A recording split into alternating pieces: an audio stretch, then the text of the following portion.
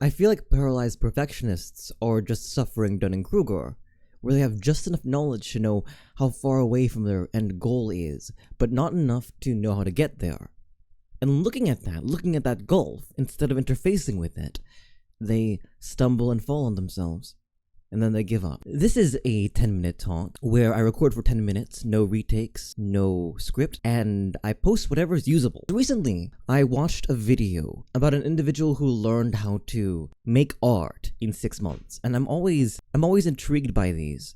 I'm always so curious because as a person who's been trying to learn digital art and just analog art for the course of around 11 years and has not made headway due to all these starts and short stops, I've always felt a little bit intrigued and envious of these individuals. But what made this one particularly interesting from the other ones who picked up a pen and started, and eventually within 3 to 8 months, isn't it, were given a panacea to their drawing problems, is that this individual used to be an AI art generator, right? I'm not going to go into the great depths of that topic. I think everyone who has an opinion on that stuff already has it so deeply ingrained in themselves that it's going to be more effort than 10 minutes to try to or otherwise interact with. But I think it's interesting that this person who had the opportunity to create something close to what they wanted through this medium found it in themselves to push themselves harder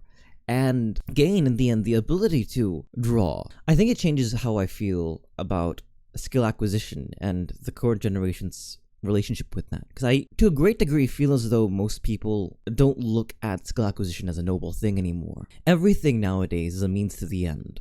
Whether it be a YouTube video, the value you get out of it, the knowledge you get out of it, whether it be schooling or college, where the skills that you learn pale in comparison to the money you get at the end of it, or the certification in order to start your real life, right?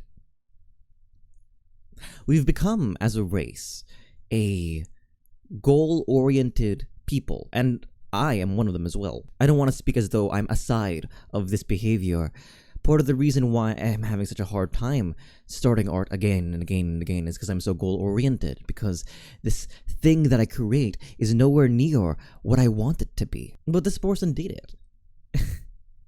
This person had the opportunity to stop at results, to stop at an image that would be close enough to everything they wanted out of the act of creating art, the result, and said that they wanted more out of that. And that gives me a hope, in a way. It gives me a hope that people still have that drive in order to see the merit in learning how to do things again. I've talked about it in the past, but there are so many labor-saving devices nowadays. Facilities and services that will do all of the editing for you, do all of the writing for you, even do all the speaking for you if you wanted it to. But I think there's something magic about the act of creation, especially the closer it is to just who you are and how you do. Specificity is always the thing these third-party services lack, because they can never really speak to your personal lens, to how you see the world. They interpret what you've got either through the lens of a crack team of editors or voice work people or writers, or through algorithms. And in both cases, there are more degrees of separation between you and it. I think the only person who could really make that perfect thing in your mind, even though perfection is fraught, is you. And for some of you, that might be bad news. You feel so disempowered that what I just said is akin to putting down your dream idea for a piece of art. And there's nothing wrong with assigning people aspects of your work to do, but you've got to have a big hand in it. When you commission an artist, by virtue of asking them this or that during the commission process, your hand is still guiding the art.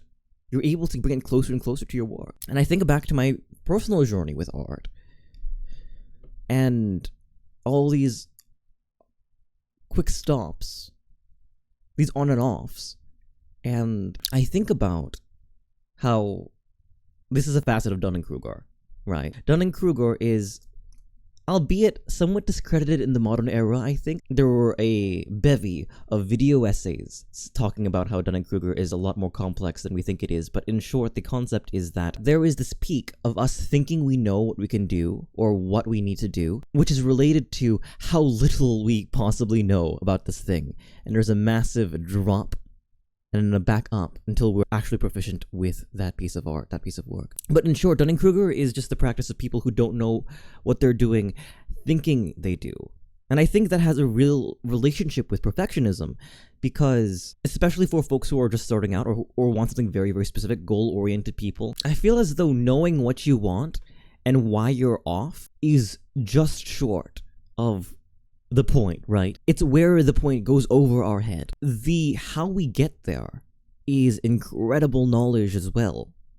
The knowledge that we imprint on our body, that body memory, that muscle memory, as we perfect circles and lines again and again and again until we can connect them together into joints and bones. That is the most meaningful part of learning. Being wrong is more aversive, so we react more to being wrong, but in all the ways we're insecure, in all the ways we know we're doing wrong, we forget investing ourselves, throwing ourselves deep into what we could be doing correctly, what we could be doing right, and pushing at that doggedly. And if we just stuck to that,